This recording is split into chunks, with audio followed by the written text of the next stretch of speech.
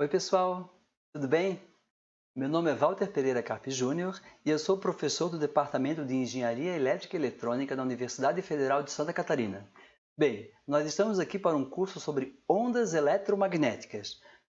Quais são os objetivos desse curso então? São analisar a propagação de ondas eletromagnéticas em meios quaisquer, de elétricos com perdas, sem perdas, bons condutores, etc.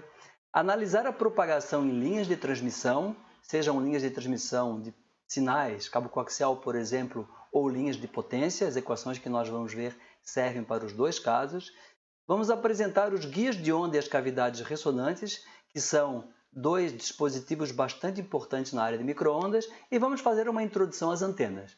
É importante dizer que nós vamos focar nos conceitos e nas aplicações. Não é um curso de física e matemática, essa é uma disciplina de um curso de engenharia, certo? Engenharia elétrica, engenharia eletrônica, engenharia de telecomunicações.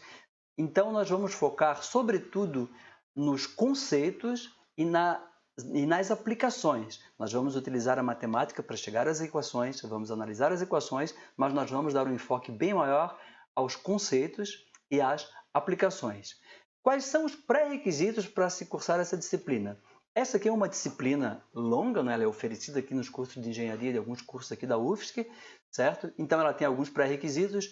Em física, é necessário conhecer eletromagnetismo, ondas eletromagnéticas fazem parte do eletromagnetismo, então os conceitos utilizados são basicamente os mesmos, e também análise de circuitos em corrente alternada. Nós vamos trabalhar com sinais que variam senoidalmente no tempo, então, vamos trabalhar com circuitos que envolvem linhas de transmissão, então é preciso conhecer também a análise de circuitos em corrente alternada. Em matemática, bom, noções de cálculo, algumas coisas de cálculo nós vamos utilizar, obviamente, para deduzir as equações, e também números complexos. Toda a análise em corrente alternada, regime permanente senoidal, é feita aqui nessa disciplina utilizando números complexos, certo? Como introdução, vamos falar sobre os sistemas de transmissão. Para que servem esses sistemas? Os sistemas de transmissão servem para transmitir informação ou energia de um ponto até outro. No caso dos sistemas de transmissão de energia ou sistemas de potência, se trabalham com baixas frequências e potências elevadas. Já os sistemas de transmissão de sinais, sistemas de informação, as frequências são bem mais elevadas, geralmente, tá? E os níveis de potência são muito mais baixos, certo? Vou mostrar aqui um exemplo de um sistema de transmissão de sinais, tá? Que é a recepção doméstica de TV via satélite. Então, nós temos um transmissor, que está lá no satélite. Esse transmissor, com a sua antena, lança uma onda eletromagnética no espaço livre. Essa onda chega até a minha casa, onde tem uma antena receptora. Essa antena capta o sinal e joga o sinal numa linha de transmissão, nesse cabo um cabo coaxial, até o destino receptor final, que é o aparelho de TV. Certo? Então, aqui nessa disciplina, nós vamos ver como se dá a propagação no espaço livre e em outros materiais, a propagação nos cabos coaxiais e em outras linhas de transmissão e também falar um pouco sobre as antenas. Bom, aqui nós temos um exemplo de transmissão de energia elétrica. Então, nós temos uma usina geradora de energia elétrica. Geralmente, a energia é gerada com uma tensão não muito elevada, então é necessário elevar os valores de tensão para que se consiga baixar as correntes e, consequentemente, diminuir as perdas. Então, no lado da transmissão existem subestações elevadoras. A energia se propaga através de grandes linhas de transmissão. As equações que nós vamos ver aqui são utilizadas para descrever esse tipo de propagação. Chegando às cidades, essa energia, os valores de tensão são baixados numa subestação, tá? Abaixadora, depois é abaixado ainda mais nas linhas de distribuição, nos postes, tem transformadores, até baixar para a tensão no nível do consumidor final. Certo? Então, aqui nós temos dois exemplos, transmissão de sinal e transmissão de energia. É importante também fazer um resgate histórico das pessoas que mais contribuíram para essa área. Em primeiro lugar, o Michael Faraday, certo? Era um inglês que não tinha conhecimento de matemática, mas foi a pessoa que deu a ideia de teoria dos campos, que se usa até hoje, de linhas de campo, etc. Ele era um grande experimentalista, ele trabalhava muito com química também, então ele deu as bases do eletromagnetismo, mas os livros deles não continham nenhuma equação.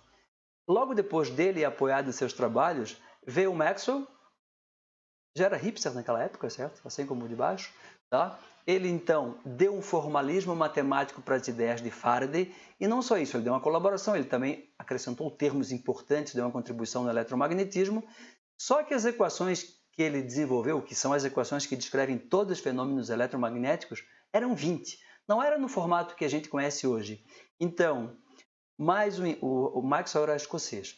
O Heaviside, Oliver Heaviside, um outro inglês, ele era um autodidata, engenheiro matemático e físico que aprendeu tudo por conta própria, saiu da escola, certo? Foi trabalhar na indústria de telégrafo, trabalhou um tempo, mas resolveu se dedicar à pesquisa, e ele aprendeu tudo sozinho. Ele desenvolveu ferramentas matemáticas, divergente, gradiente e rotacional, que permitiram escrever as equações de Maxwell da forma que conhecemos hoje, apenas 4 equações. E também foi o Heaviside o responsável por fazer todo o equacionamento de propagação em linhas de transmissão. Então ele é uma pessoa muito importante nessa área. Ele é pouco conhecido, ele não tem o reconhecimento devido, talvez por ele ser meio estranho, ele era antissocial, sarcástico, né? Não, era antissocial, então ele não tinha muito contato com as pessoas. Ele acabou sendo esquecido, mas é uma das pessoas mais importantes em toda essa área de propagação de ondas eletromagnéticas e telecomunicações e telégrafo, Heaviside. E por fim, o alemão Heinrich Hertz, certo? Então, Faraday sugeriu que existiam ondas eletromagnéticas e sugeriu que a luz poderia ser uma onda eletromagnética. Maxwell provou isso matematicamente e, finalmente, Hertz provou isso experimentalmente. Então, ele utilizou antenas e provou que as ondas eletromagnéticas podiam se propagar através do espaço. Infelizmente, Hertz faleceu com 38 anos, 36 anos, está muito jovem. Maxwell também faleceu com 48 anos, muito jovem. São pessoas que poderiam ter dado uma contribuição muito maior. E vai bem longe, né? Tá certo? Bem, vamos falar um pouco sobre o espectro eletromagnético. O espectro eletromagnético, ele mostra os vários tipos de onda em termos de sua frequência ou de seu comprimento de onda. Então, a gente sabe que comprimento e frequência estão relacionados através da velocidade de propagação. No caso de uma onda eletromagnética, a velocidade de propagação no espaço livre é c, aproximadamente 3 vezes 10 oitava metros por segundo. Para frequências elevadas, tem o comprimento de onda pequenos, e vice-versa. Então, aqui no lado esquerdo do espectro eletromagnético, eu represento as frequências baixas, grandes comprimentos de onda. Ondas longas, transmissão de rádio amplitude modulada M em ondas médias, ondas curtas, frequências subindo, entra na faixa de VHF, UHF, propagação de rádio FM, TV. Um pouco acima nós temos a faixa de microondas. Microondas é a faixa que vai de 300 MHz até 300 GHz, comprimentos de onda de 1 metro até 1 milímetro. Acima disso nós temos o infravermelho. Temos aqui ainda a luz visível, que é a única faixa do espectro que o nosso sensor, o olho, consegue detectar, certo? Frequências ainda mais elevadas, ultravioleta, raio-x, raios gama, etc. Falar sobre alguns exemplos. Então aqui, ó, transmissão de energia geralmente é feita em 50 Hz ou 60 Hz, no caso do Brasil é 60 Hz. Transmissão de rádio AM, para ouvir radinho, para ouvir jogo de futebol, por exemplo, a frequência vai de 530 a 1700 kHz. Os rádios de onda curta, geralmente também amplitude modulada, vai de 1700 kHz a 30 MHz, e sempre foi bastante usado, ainda é, para transmissão intercontinentais. A faixa de rádio FM vai aproximadamente de 88 a 108 MHz, certo? TV está acima disso, tanto TV analógica, que já não é mais utilizada em quase nenhum local do Brasil, TV digital, frequências um pouco mais elevadas, mas também acima aqui de 108 MHz. Bom, forno de micro-ondas, ele opera em 2,45 GHz. Nós vamos falar aqui em forno de micro-ondas quando estivermos estudando as cavidades ressonantes. A luz visível, como eu tinha dito, é uma faixa do espectro que nosso olho consegue perceber, vai de 405 a 790 THz, comprimentos de onda da faixa de milhares de angstroms ou centenas de nanômetros. Aí frequências mais acima, raios gama, raio-x, comprimentos de onda bem menores, certo? É importante também fazer a distinção entre radiação ionizante e radiação não ionizante. Bem, sabe-se lá dos primórdios da física quântica, diz que é a equação chamada equação de Planck-Einstein, que o fóton, que é a partícula, o pacote de energia associado às ondas eletromagnéticas, tem energia que é proporcional à frequência. A constante de proporcionalidade, o H, é a constante de Planck, certo?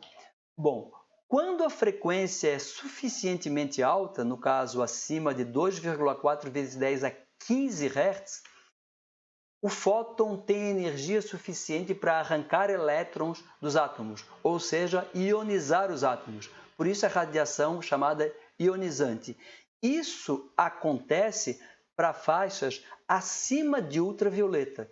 Então, para faixas de frequências acima de radiação ultravioleta, raio-x, raios gama, etc., o fóton tem energia suficiente para arrancar elétrons dos átomos, quebrar moléculas, por exemplo, de DNA e causar mutação genética. Então, radiação ionizante causa câncer, são perigosas, certo? Mas, em telecomunicações, as frequências envolvidas são muitíssimo mais baixas. Então, se trabalham com radiação não ionizante. O fóton tem uma energia que é muito fraquinha. É como se eu pegasse uma bolinha de papel e jogasse num tanque de guerra. Ele não vai conseguir fazer efeito nenhum. Então, em telecomunicações, trabalha-se com radiação não ionizante. O problema é que radiação não ionizante pode causar é aquecimento. Se eu colocar um rato dentro do forno de micro-ondas e ligar, ele vai morrer cozido, não vai morrer de câncer, certo? Bom, o que nós vamos fazer na próxima aula? Vamos fazer uma revisão de conceitos bastante relevantes que vão ser úteis para nós. Vamos falar de sinais senoidais, tanto no tempo quanto no espaço, falar de fasores que nós vamos utilizar aqui e falar também das equações de Maxwell. Tá certo, pessoal? Até daqui a pouco, então.